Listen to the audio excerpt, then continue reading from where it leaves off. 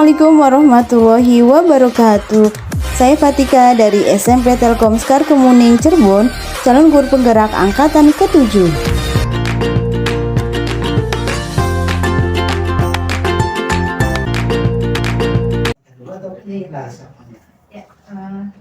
Assalamualaikum warahmatullahi wabarakatuh. Maaf ya Pak, mengganggu Ya. Gimana Pak sekarang? Sehat? Alhamdulillah sehat. Alhamdulillah, iya Pak. Ini Pak kita lagi ada tugas Iya, penggerak. Jadi mau menanyakan tentang kasus-kasus yang pernah dialami yang merupakan kasus dilema etika atau rujukan moral. Jadi bagaimana Bapak mengidentifikasikannya tuh Pak? Iya. Terima kasih ya pertanyaannya, bagaimana mengidentifikasi suatu masalah. Iya. Tentunya kan harus melihat duduk permasalahan dari dua sisi ya. Kan biasanya kan istilahnya ada sebab akibat. Sebab akibat. Contoh misalnya kaitannya dengan etika ya. Etika biasanya kan anak memunculkan suatu permasalahan. Masalah tersebut misalnya kaitannya dengan nilai-nilai yang hidup di dalam masyarakat, apalagi di sekolah dan tertib juga. Di mana etika yang dilakukan oleh si anak itu dilanggar, ya tentunya ada si korbannya. Si korban melaporkan bahwa saya telah dilakukan suatu hal yang menurut si anak yang bersangkutan dianggap kurang etis atau kurang wajar. Maka kita pertama adalah menyelidiki dari satu sisi. Panggil dulu si siswa yang bersangkutan, ditanyai keterangan sebagai bentuk aduan dari si korban yang merasa dirugikan. Setelah kita minta keterangan, baru kita evaluasi. Ternyata permasalahan itu tidak terlalu berat, kita pertemukan di tengah permasalahan tersebut, sehingga sama-sama bareng untuk menyelesaikan permasalahan tersebut, sehingga dua sisi ini dipertemukan, akhirnya akan ada suatu kesepakatan akhir. Kesepakatan akhir, apakah itu saling memaafkan atau gimana. Nah, kita selaku kepala sekolah ya punya kewajiban untuk mempertemukan, mendamaikan, dan memberikan solusi untuk menyelesaikan permasalahan tersebut.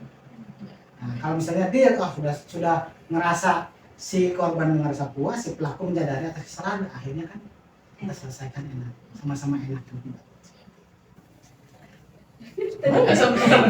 Ya Pak, jadi kalau misalkan bagaimana kalau ada sebuah kasus yang mengalami dilema antara kesetiaan dengan kebenaran atau antara keadilan dengan kasihan gitu Pak. Misalkan nih Pak ya, ada sebuah siswa dia tuh mau masuk ke sekolah favorit, SMA favorit gitu kan. Salah satu syarat untuk masuk sekolah favorit itu kan misalnya nilai rata-ratanya harus misalkan 85 gitu kan ya Pak. Sedangkan anak itu nilainya ternyata di rapotnya ada yang di bawah 85 gitu kan Pak. Terus orang tua si anak nih misalkan minta ke bapak atau mohon ke bapak untuk menaikkan nilai anak ini gitu kan. Nah, kan otomatis kan bapak mungkin mengalami dilema gitu kan ya. Kalau mau menaikkan nilai si anak berarti ini kan tidak sesuai dengan hasil yang sebelumnya gitu kan ya Pak. Kalau misalkan tidak menaikkan nilainya, kasihan anaknya gitu kan, nanti nggak bisa sekolah yang dia inginkan, seperti itu Pak. Itu contoh aja sih Pak ya. Itu contoh aja. Yang dapat pada prinsipnya dua hal yang berbeda itu memang ada ya. Tapi yang perlu ditegaskan adalah nilai kebenaran. Nilai kebenaran itu adalah nilai yang hakiki, yang datangnya dari mana? Dari hati nurani. Sedangkan kaitannya dengan kasus seperti itu yang dijelaskan, yang ditanyakan seperti itu, ada suatu proses aturan.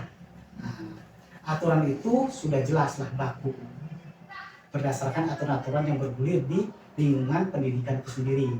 Tetapi saya selaku kepala sekolah ada yang disebutkan kebijakan sebagai langkah penjemurna kebenaran tersebut.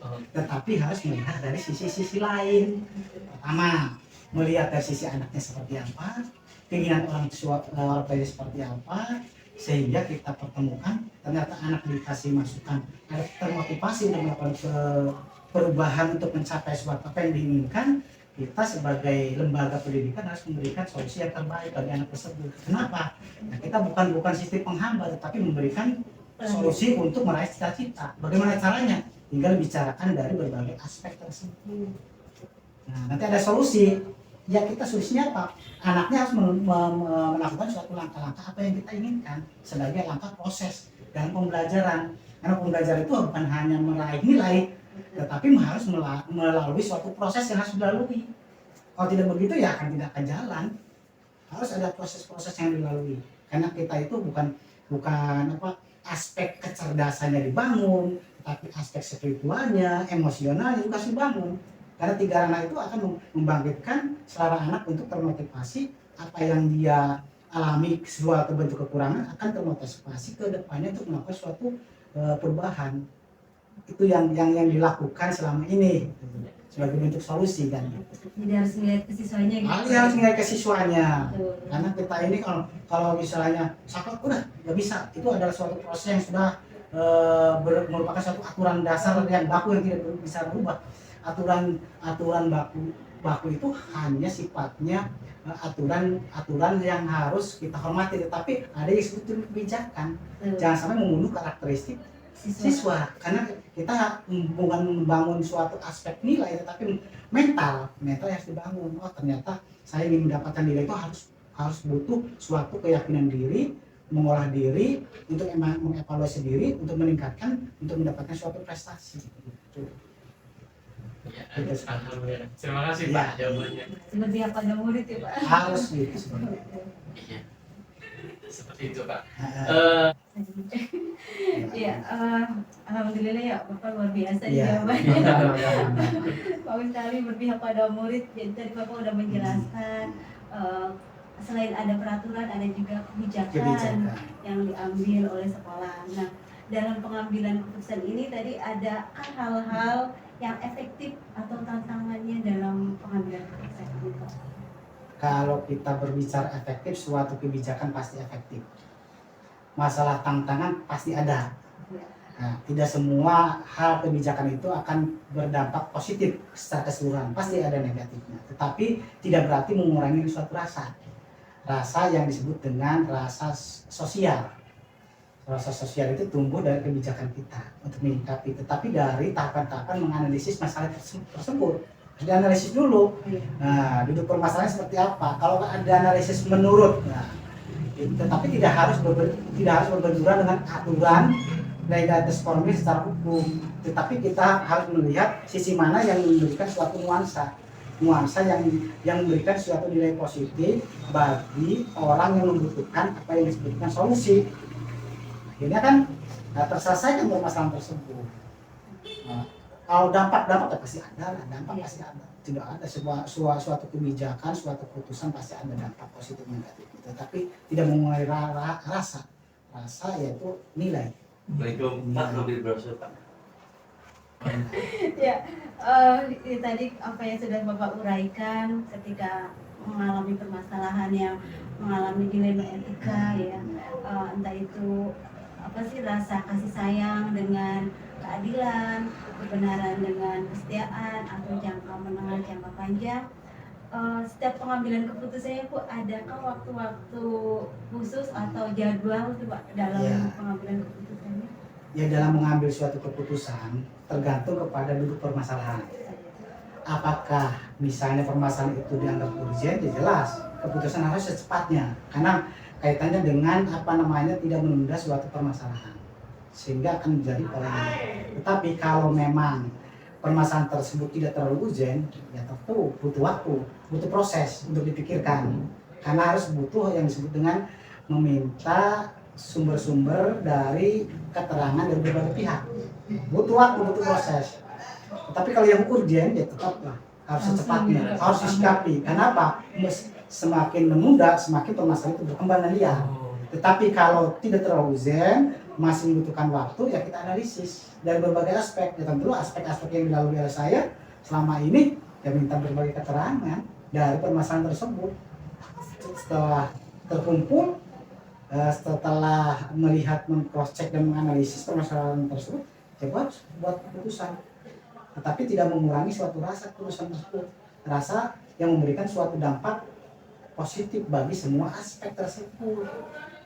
Atau misalnya dua sisi yang berselisih, sehingga kan dua pihak ini harus merasa terselesaikan permasalahannya, tidak menggantung, harus secepatnya. Kalau yang membutuhkan sesuatu yang urgent, contoh yang urgent itu banyak ya, yang sekarang lagi didengung-dengungkan oleh pemerintah itu kan kasus mengenai pembulian. Itu pembulian itu kan suatu kasus yang memang harus disikapi secara cepat karena kaitannya adalah berbagai pihak siapa saja, ya anak baik si pelaku maupun si korban maupun orang tua harus secepatnya disikapi. Bagaimana menyikapinya? Tentunya harus meminta keterangan dari berbagai aspek tersebut sehingga rasa kepuasan dari penyelesaian itu ada, baik si pelakunya akan dikasih penjelasan sanksi, baik si korbannya akan terpuaskan, permasalahan dia terselesaikan dengan baik. Jadi kedua belah pihak dipertemukan, akhirnya permasalahan itu terselesaikan. Jadi seperti itu gambaran-gambaran yang dilalui, seperti apa yang ditanyakan. Pasti setiap waktu pasti ada yang jangka pendek, jangka panjang, dan istilahnya aspek tersebut akan timbul ya tentu tiap hari pasti ada. Tetapi kan permasalahannya kan berbeda-beda, tergantung kepada aspek penyelesaiannya. Ada yang harus secepatnya, ada yang butuh waktu.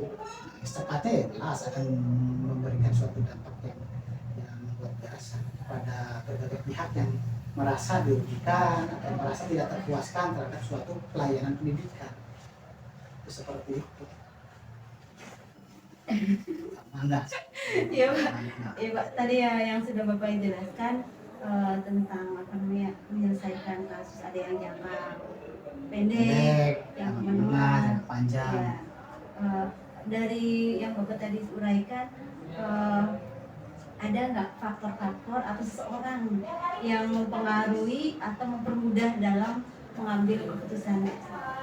Banyak sebenarnya sih. Kalau faktor yang mempengaruhi atau faktor dalam penyelesaian suatu masalah itu banyak. Salah satunya adalah kalau dengan sekolah jelas lah.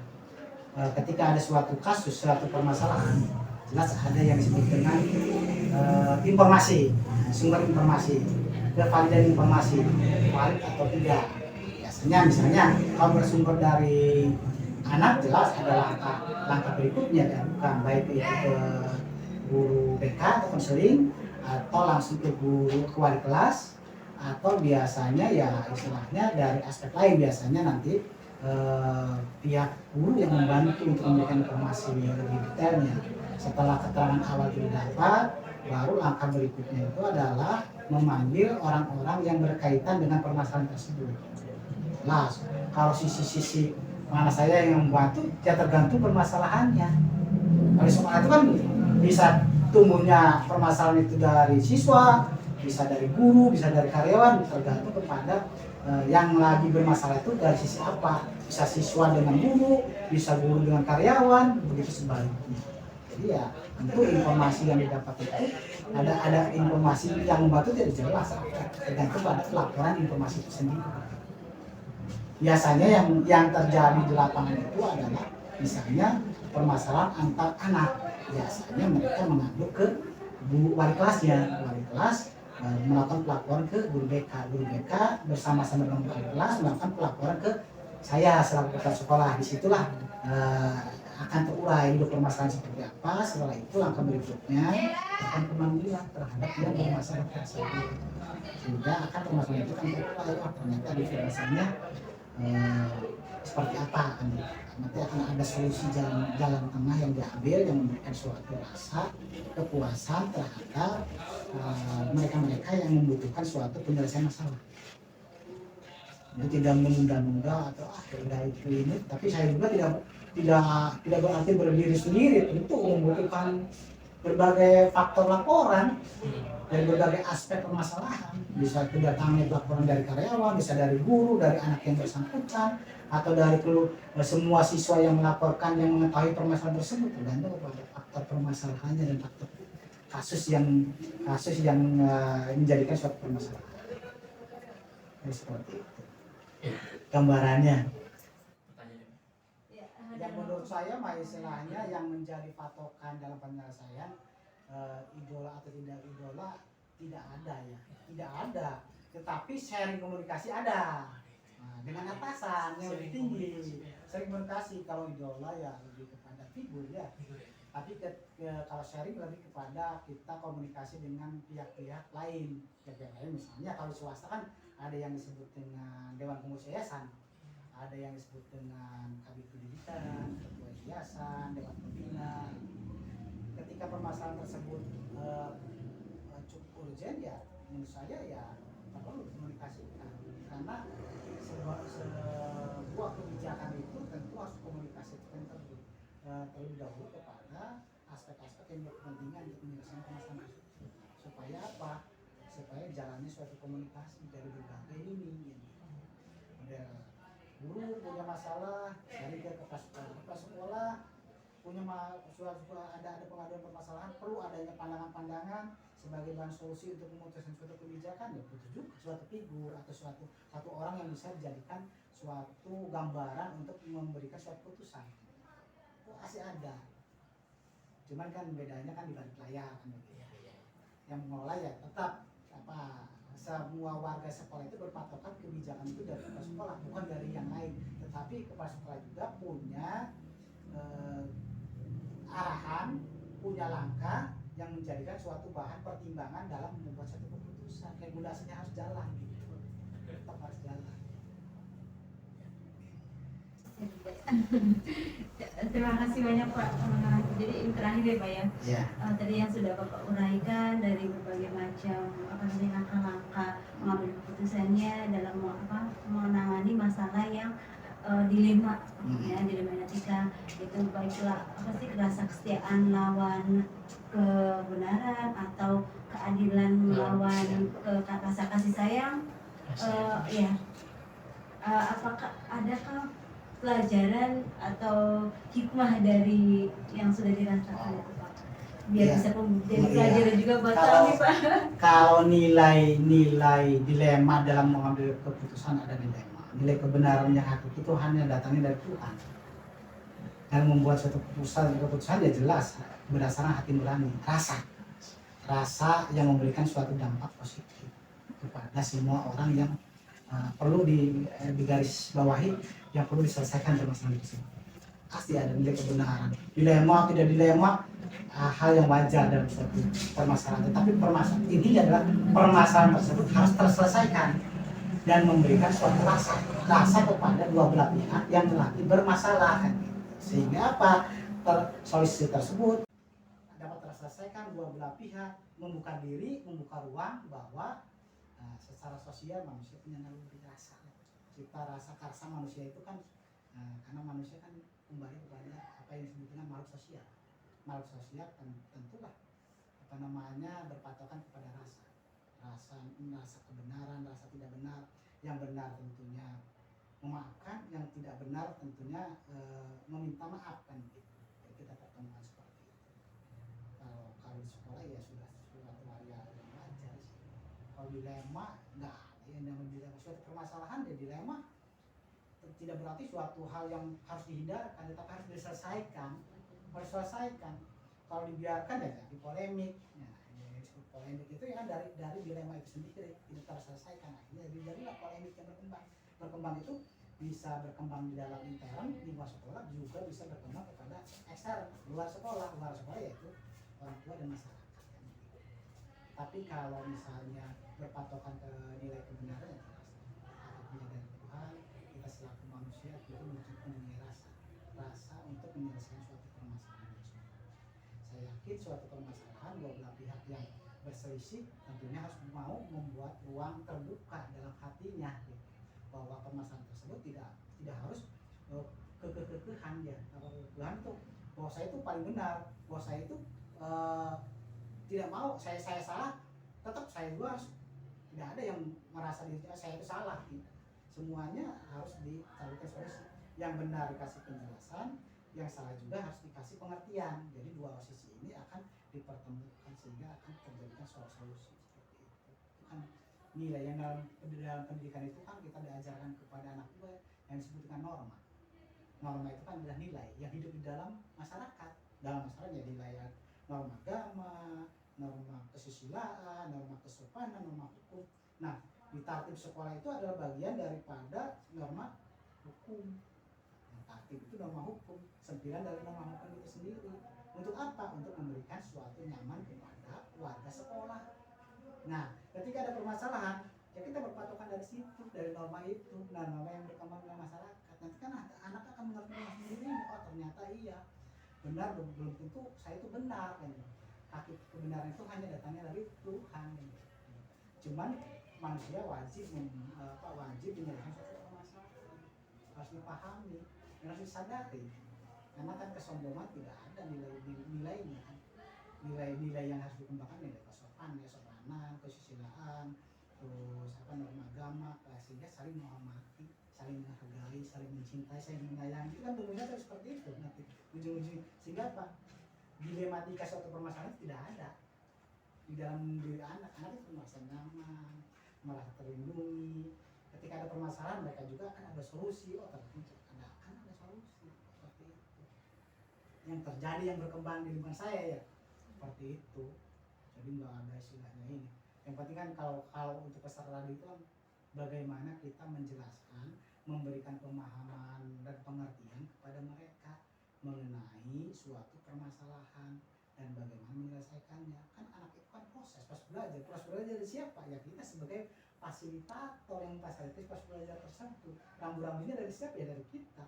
Petunjuk teknis dari apa ya? Dari aturan yang dibuat oleh pemerintah itu sendiri. Kita itu pelaksana aturan tersebut. Jadi ya semua warga sekolah akan terselesaikan permasalahan. Kalau dilema benturan ada gimana ini membuat perusahaan bukan ini, apakah ada figur yang ini dan sebagainya, tidak akan ada selama kita berpatokan pada nilai yang diberikan kebenaran itu sendiri. Bersumber kepada siapa? Yang Maha Kuasa. Juga tidak memberikan rasa dari siapa? Dari hati kita sendiri, menurut pandangan kita. Tidak semua keputusan itu akan memberikan rasa nyaman. Pasti ada tidak nyamannya, ada tidak terpuaskan. Tetapi kewajiban kita, tetapi selama kita istilahnya berdiri tegak di tengah-tengah untuk mau menyelesaikan permasalahan, ya insya Allah semua anak akan memahami apa yang menjadi suatu keputusan tersebut. Karena itu adalah bagian daripada proses pendidikan karakteristik mental. Tentunya itu seperti itu.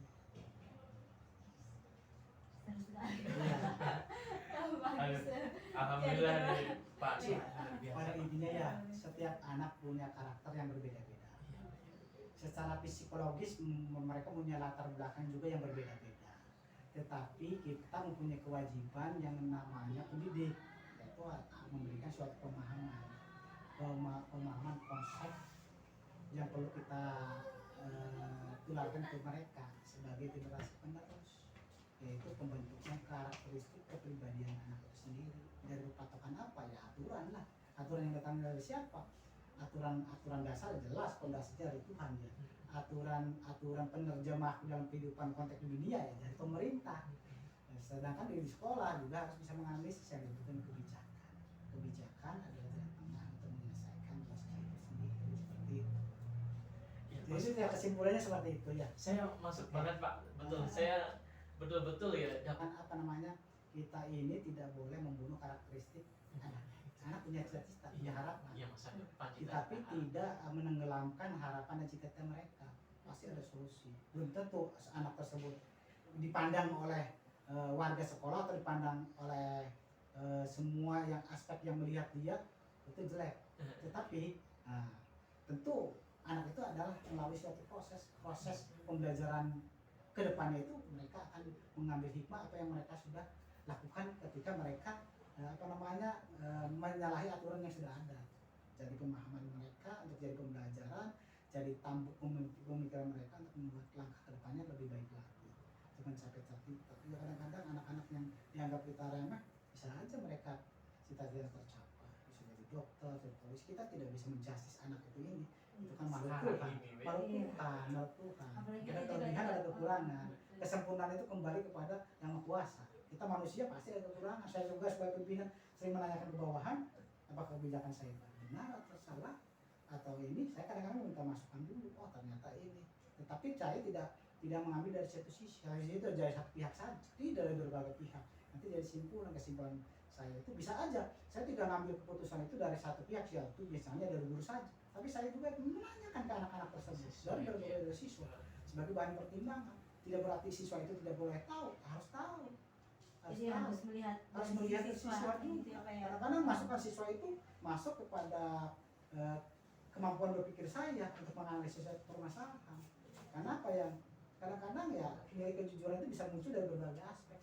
Bisa dari guru, bisa dari siswa, bisa dari karyawan, dari berbagai aspek. Tapi nah itulah jadi rangkuman kita ketika kita membuat suatu kebijakan. Kebijakan itu bukan sesuatu hal yang tentu memberikan sesuatu yang terbaik bagi siapa saja yang membutuhkan sesuatu yang disebut dengan rasa apa, rasa keadilan kan gitu. Adil itu kan relatif juga, nanti kan ujungnya kan bernular relatif itu kan yang disebut keadilan distributif, macam-macam lah kalau keadilan kan. Belum tentu kita adil, belum tentu kata orang lain adil. Relatif bagaimana sudut pandang kita memandang nilai keadilan tersebut. Tetapi hakikinya adalah berpatokan kepada mekanisme aturan yang ada. Aturan yang ada ya aturan dari pemerintah, tatib sekolah, serta nilai-nilai kebenaran dari yang maha kuasa. Itu gambarnya seperti itu. Mulai dari awal lagi ya, Bu ya. Ini pengen ngobrol-ngobrol nih, pengen sharing juga, barangkali menjadi referensi juga.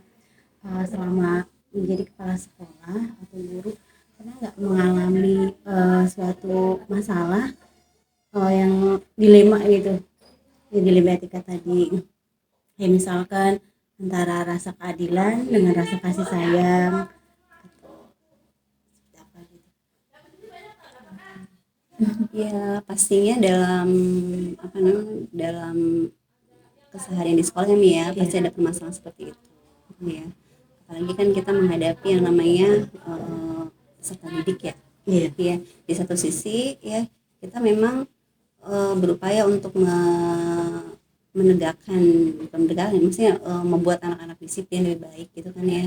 Tapi itu sebenarnya sebagai bentuk sayangnya kita juga gitu. Ya betul. Ya mungkin dalam tahap aplikasinya gitu ya. Ya terkadang antara tadi ya menegakkan keadilan dengan rasa sayang itu ya terpisah gitu. Padahal memang itu harusnya itu ya satu bagian kan. Menegakkan keadilan itu dalam rangka memang rasa sayang kita ke anak-anak gitu agar mereka lebih baik. Ya, intinya sih pernah mengalami. Terus ketika mengalami masalah yang tadi, bagaimana mengambil keputusannya? Jangan. Pertama mungkin kita kan di sekolah itu kan ada aturan. Ya, pertama ada visi-visi sekolah itu kan yang bakalan kita jadikan acuan ya visi-visi sekolah. Kemudian di breakdown dalam bentuk program, kemudian baik itu kesiswaan itu kan nanti ada tata tertib baik untuk guru maupun untuk siswa gitu ya. Nah itu yang dijadikan sebagai acuan bagi sekolah, dasarnya seperti itu. Nah ketika ada permasalahan di lapangan ya kita kembalikan ke aturan yang tadi. Ya kalau saya masih berkeyakinan gitu ya, ketika memang aturan ini dikomunikasikan ke semua pihak lah, elemen gitu ya. Ya intinya sih komunikasi gitu. Insya Allah selesai permasalahan itu. Gitu. Jadi harus pertama sesuai dengan peraturan ya. Terus dikomunikasikan dengan semua elemen. Ya. Baik. Misalnya gini Mi, kalau yang pernah saya alami gitu kan ya. Itu kan misalnya ada anak mau daftar ke SMA favorit, SMA Taruna gitu kan. Salah satu syarat untuk masuk ke SMA Taruna itu kan nilainya minimal atau rata-rata 90. Sedangkan nilai siswa tersebut yang sudah didapat itu kurang dari 90. Terus kemudian orang tuanya itu ngomong ke sekolah misalkan, atau ke gurunya gimana kalau misalkan nilainya dinaikin gitu kan biar bisa masuk ke SMA Taruna gitu.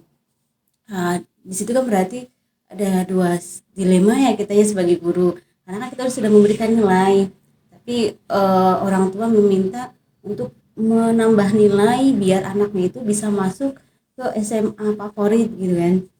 Nah, jadi dilemanya itu kita ya keadilan karena sesuai dengan nilainya sudah dia dapat, tapi di satu sisi kasihan juga gitu kan kalau misalkan gara-gara nilai dia tidak bisa masuk ke SMA favorit atau gitu kan. Nah itu kan dilema juga ya bagi guru gitu, itu dilema yang pernah saya rasakan itu. Nah kalau yang Umi pernah rasakan itu seperti apa dilemanya?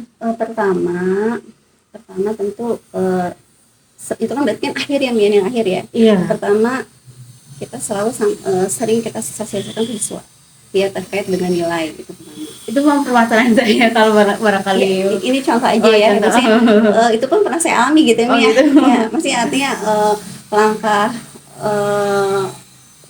prakteknya itu seperti apa di SMA Telkom ini ya. Jadi yang pertama tentu sekolah itu menyampaikan ya terkait nilai itu seperti apa gitu ya. Artinya guru siap membantu kalian, tapi bukan hanya ada aspek-aspek yang lainnya itu seperti itu. Nah, untuk kasus yang tadi ya ketika memang ada ya tadi ya dilema juga gitu ya, kita pengen membantu siswa tapi memang secara nilai si anak itu tidak mumpuni. Itu kemarin saya alami juga kayak gitu nih. Ya pernah ada kejadian kayak gitu juga. Maka yang dilakukan sama sekolah adalah pertama adalah mengkomunikasikan ke pihak orang tua. Kenapa? Karena memang nilai sekarang sudah tidak bisa diubah, Ibu, gitu ya, Bapak, karena sudah rapot dan sudah terdaftar di Kemendikbud itu yang pertama. Yang kedua,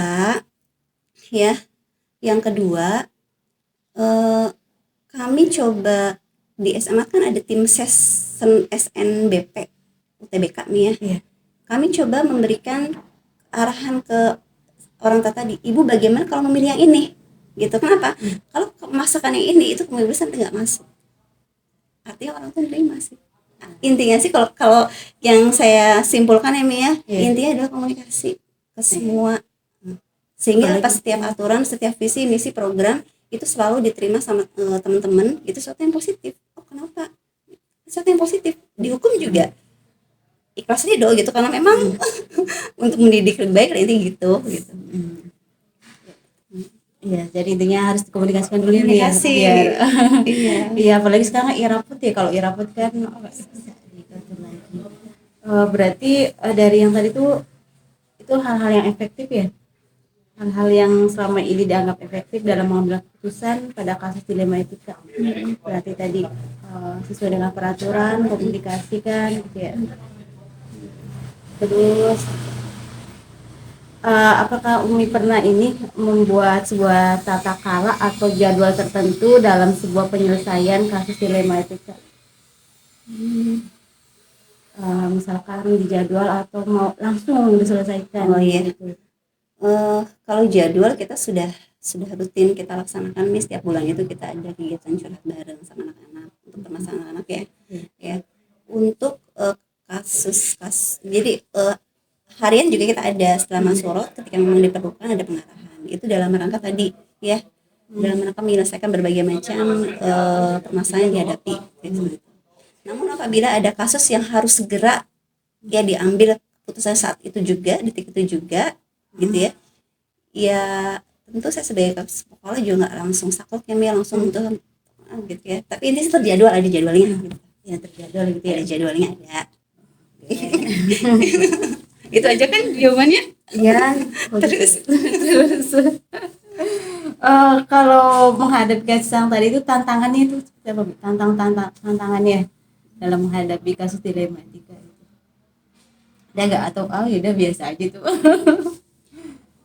Yang namanya tantangan, namanya permasalahan itu kan pasti semua orang pasti Ada tantangan. pasti ada tantangannya ya gitu ya.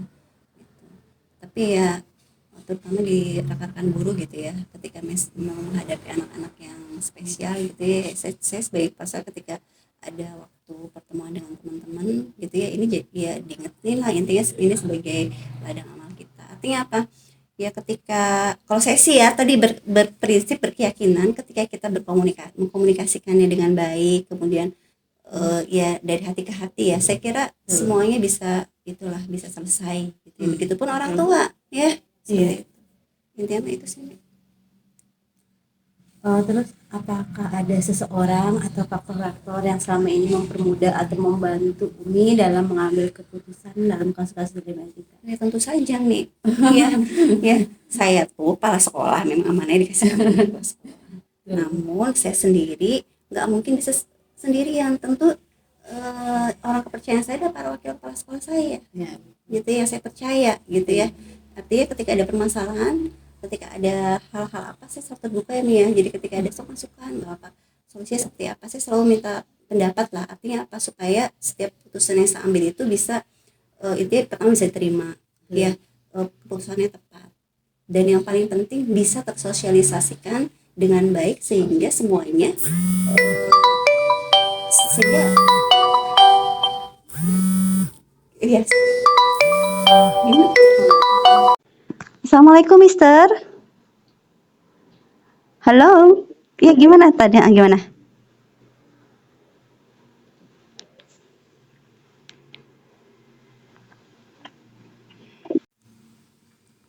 Ini kepotong nggak Mi? Nanti Tadi coba ada mana sih? nyampe faktor-faktor atau seseorang yang mempermudah membantu Umi dalam mengambil Ya tim keputusan. saya Mi, jelas. Ya saya mah apa coba? Ya apalagi perempuan gitu. Saya alhamdulillah bersyukur sama Allah, saya dibantu sama teman-teman saya gitu. Ya Wakakur, Wakahumas, kemudian ada Wakasis, dan saya ya alhamdulillah gitu ya, maksudnya mereka sangat amanah lah Mi, dan itu jadi apa ya, jadi penyemangat dan apa ya namanya, yang iya bantuan yang luar biasa lah buat saya gitu Mi, dalam rangka mencapai visi misi yang kita pengen sekolah. Terakhir ya Mi ya. Pembelajaran apa yang Umi dapatkan dari pengalaman yang sudah diambil dari kasus dilematika ini? Ya, pembelajaran yang bisa saya ambil adalah yang pertama ya, bukan hanya siswa saja yang dituntut untuk belajar. Betul. Ya, artinya kepala sekolah dan guru-guru juga itu dituntut untuk terus belajar. Kenapa? Karena ya sesuatu yang kita yakini ya Mi ya, saya yakini, Umi yakini bahwa segala sesuatu yang terjadi pada diri kita itu adalah bagian dari takdir Allah, dan itu ada sesuatu yang baik buat kita dalam rangka mengupgrade ya, dalam rangka kita bisa belajar mengupgrade kualitas diri kita. Intinya seperti itu gitu ya. Artinya ya pelajarannya itu ya, ternyata belajar itu harus panjang hayat ya. Itu aja sih mungkin. Terima kasih atas waktunya ya Umi ya. Ya maaf ya kalau jawabnya aduh kurang bagus. Buru-buru ya. Demikian yang saya sampaikan, semoga bermanfaat. Terima kasih, salam dan bahagia. Assalamualaikum warahmatullahi wabarakatuh.